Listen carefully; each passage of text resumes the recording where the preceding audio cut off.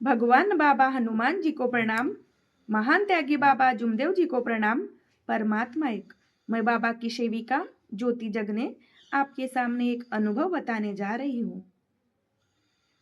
यह अनुभव सत्य घटना पे आधारित है जी। यह अनुभव जिसका है उनका नाम दिनेश पंचेश्वर लालबर्रा अमोली गांव का है जी और जिला बालाघाट का है। दिनेश पंचेश्वर मरार समाज का व्यक्ति था और अमोली का रहने वाला था। उनका एक छोटा सा परिवार था। पत्नी थी तो दो छोटे छोटे लड़कियां थी और माँ बाप भी थे। इनका एक छोटा सा परिवार हंसी खुशी से रहते थे जी। दिनेश पंचेश्वर के माँ बाप लड़कियां घर में रहते थे और उनकी पत्नी और दिनेश पंचेश्वर काम पे जाते थे, खेती बाड़ी का काम करते थे और घर में आके सबका पेट पालते थे दिनेश पंचेश्वर। उनके ही इससे उनका प्रपंच चलता था। दिनेश पंचेश्वर पे कैसी आपत्ति आई देखिए आगे। हंसी खुशी से रहने वाला परिवार दुख में चले गया। दिनेश पंचेश्वर को कोढ़ की बीमारी हुई। कोढ़ की बीमारी ऐसी हुई कि उनके शरीर से जो मवाद गिरता था वो मवाद से ऐसी दुर्गंध आती थी कि उनके पास में बैठने की किसी की इच्छा नहीं होती थी। उनके हाथ पैर की उंगलियां गल गए थे। माँ बाप ने उनको कोटे में डाले थे क्योंकि उनके मवाद से ऐसी बदबू आती थी कि किसी को बर्दाश्त नहीं होता था। कोटे में रहते थे। पत्नी ने भी बहुत सेवा की। ऐसा बोलते हैं ना कि कोई किसी का होता नहीं दुख में, सुख में सब साथी होते हैं लेकिन दुख में कोई सहारा नहीं होता। दिनेश पंचेश्वर की पत्नी उनको उनकी हालत देखकर छोड़ के चले गई माँ बाप के यहाँ पर बच्चों को लेकर। दिनेश पंचेश्वर के माँ बाप उनको खाना पानी देने से इनकार करने लगे। दिनेश पंचेश्वर ऐसे घिसते थे, वो चल नहीं पाते थे क्योंकि गल गए थे। दिनेश पंचेश्वर भीख मांग मांग के खाते थे। कोई पैसे देते थे और कोई खाना देते थे। गिरा हुआ खाना खाता था जी। ऐसी हालत हुई थी। गांव के बाहर निकल गया दिनेश पंचेश्वर। घर से निकाल दिए दिनेश पंचेश्वर को। अमोली गांव का है दिनेश पंचेश्वर। भटकते भटकते इसको उसको भीख मांगने लगा और ऐसा उसके शरीर में जो मवाद ज्यादा गिरता था उसकी बदबू से लोग उसको खाना खाने के लिए देने के लिए भी इनकार करने लगे। खाना नहीं देते थे लोग उनको। भीख मांगने से भी बेचारे को खाना नहीं देते थे। ऐसी आपत्ति दिनेश पंचेश्वर पे आई थी। अब क्या करेगा। मौत के स्टेज पे चले गया दिनेश पंचेश्वर क्योंकि उन्हें पानी नहीं खाना नहीं, क्योंकि उनके पास में लोग जाने से भी ऐसे उनके बदबू से लोग जाना भी पसंद नहीं करते थे। घर पत्नी ने छोड़ा, बच्चों ने छोड़े, माँ बाप ने छोड़े, गांव वालों ने छोड़े, या बोलो तो दुनिया ने छोड़ दिए उनका साथ। एक उम्मीद थी दिनेश पंचेश्वर को कि कुछ मेरा सहारा रहता तो आज मैं कैसा रहता। हर दिन रोते थे दिनेश पंचेश्वर। इतनी आपत्ति आई दिनेश पंचेश्वर पे।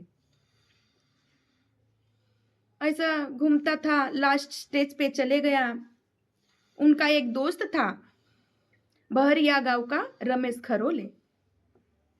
रमेश खरोले अमोली गांव का जवाई था और उनका दोस्त पक्का जिगरी दोस्त था दिनेश पंचेश्वर। रमेश खरोले उनके जैसे आते थे अपने गांव वैसे रमेश खरोले दिनेश पंचेश्वर से मिलने उनके घर जाते थे। वैसे ही दिनेश पंचेश्वर के घर रमेश खरोले गए और पूछा कि दिनेश कहाँ पर है। उनके माँ बाप ने बोले पता नहीं कहाँ चले गया, तो उसको कोढ़ की बीमारी हुई और उसका शरीर गल गया और घर से पागल बन के निकल गया। उनके माँ बाप ने बोले दिनेश पंचेश्वर के रमेश खरोले को। रमेश खरोले वहां से निकल गए नाराज होकर। आंखों में आंसू गिरा दिए, आंखों से आंसू गिरा दिए बेचारे ने, क्योंकि उनकी जिगरी दोस्त थी। होटल में चाय पीने और खर्रा लेने के लिए उनके यहाँ से निकले रमेश खरोले, तो देखते हैं तो एक ऐसे भिखारी जैसे उनको दिनेश पंचेश्वर तो नहीं है करके ऐसा चेहरे में उनके पास में गए दिनेश पंचेश्वर के। तो दिनेश पंचेश्वर ने रमेश खरोले को क्या बोले, जवाई आप मेरे पास मत आइए क्योंकि मेरी बीमारी ऐसी है कि आपको लग जाएंगी।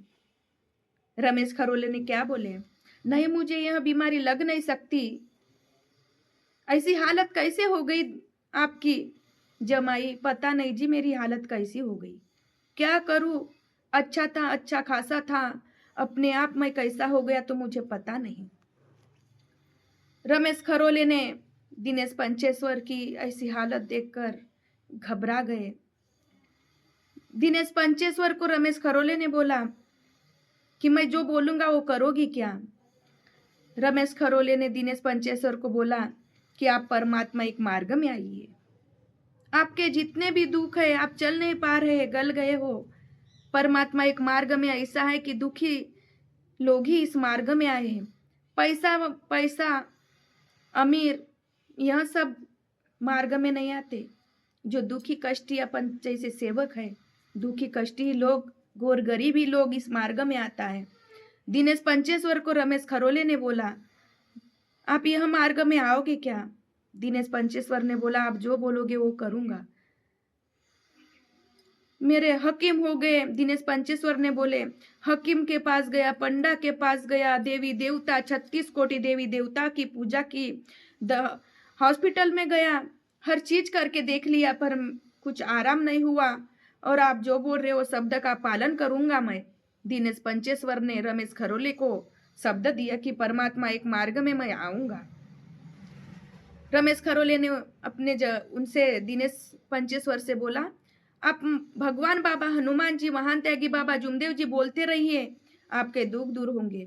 वैसे ही दिनेश पंचेश्वर ने भगवान बाबा हनुमान जी को प्रणाम, महान त्यागी बाबा जुमदेव जी को प्रणाम, भगवान बाबा हनुमान जी, महान त्यागी बाबा जुमदेव जी ऐसे बोलते बोलते रहे, उनके 25% दुख दूर हो गए जी। देखिए बाबा हनुमान जी और महान त्यागी बाबा जुमदेव जी का नाम लेते ही उनके 25% दुख दूर हुए। आगे देखिए उनके साथ में भगवान बाबा हनुमान जी की कैसी जागरूक शक्ति मिलती है उनको। उन्होंने उनको घर ले गए, कोठे में रहते थे वो, उनको कोठे में ले गए और भोयर करके एक कार्यकर्ता काका जी थे, उनके पास में रमेश खरोले ने ले गए। रमेश खरोले ने ले गए और कार्यकर्ता काका जी ने भोयर समझ के उनको कार्य देने से इनकार करने लगी, क्योंकि आपका परिवार आपके साथ में नहीं है तो मैं कार्य कैसे दे सकता हूं, ऐसे भोयर काका जी ने बोले उनको दिनेश पंचेश्वर को। वहां से नाराज होके दिनेश पंचेश्वर आए रमेश खरोले के साथ में गर्रा, यहाँ पर एक कार्यक्रम था भजन का, वहां पर गए और कुछ कार्यकर्ता बाहर गांव के आए थे, वहां पर वो कार्यकर्ता काका जी के पास में गए, वहां पर बोलने लगे रमेश खरोले कि इनको कार्य देने से इनकार कर दिए भोयर काका जी ने, तो हम कैसा करेंगे करके। इनके शब्द में भगवान बाबा हनुमान जी और महान त्यागी बाबा जुमदेव जी बोलने से इनके 25% दुख दूर हो सकते हैं, तो यह मार्ग में आने से और कार्य करने से 100% भी दुख दूर हो सकते हैं जी। कार्यकर्ता काका जी ने के पास में बताए और एक चिट्ठी पर लिख कर दिए, और वो चिट लेकर भोयर काका जी के पास में गए कि यहाँ पर इनके 25% दुख दूर हो सकते हैं, तो इनके पूरे 100% भी दुख दूर हो सकते हैं मार्ग में कार्य करेंगे तो। भोयर काका जी ने उनको कार्य दिए, कार्य करने लगे, 50% उनको आराम हो गया, कार्य करते गए उनके दुख दूर हुए, और 100% जो उनको पूरा कोड हुआ था, पूरा कहाँ का कोड, बाबा की इतनी जागरूक शक्ति है कि उनका कोड ही नहीं रहा उनके शरीर में, इतने दिनेश पंचेश्वर को 100% आराम हुआ यह परमात्मा एक मार्ग में आकर। जो उसके पास में जाना नहीं चाहते थे सब उसके साथ में दोस्ती करने लगे। दिनेश पंचेश्वर की पत्नी को पता चला कि मेरे पति अच्छे हो गए, बच्चों को लेकर वापस आ गई अपने पति के पास। माँ बाप भी उसको अपना लिए। देखिए उनका परिवार एक हो गया जी। क्यों? यह परमात्मा एक मार्ग में आकर, क्योंकि यहाँ दुखी लोग नहीं रहता। अपन रोते रहते, अपने को हंसाता ही यह मार्ग। सब्जी का धंधा करने लगे दिनेश पंचेश्वर। गाड़ियों से माल ले जाते थे दिनेश पंचेश्वर। इतना कारोबार करने लगे कि दिनेश पंचेश्वर ऐसे लोगों में, दुनिया में कोई उनको देखता नहीं था, सबसे उनकी पहचान हो गई। यह मार्ग अपना परमात्मा एक का बहुत अच्छा है जी, दुखी लोगों के लिए है। सत्य, मर्यादा, प्रेम से रहो तो आपका परिवार सुखी रहेगा। 4 तत्व, 3 शब्द, 5 नियम, अपनी 12 खड़ी जो दिए है बाबा ने अपने लिए, महान त्यागी बाबा जुमदेव जी ने कितना कष्ट किए, कितना दुख भोगे जी।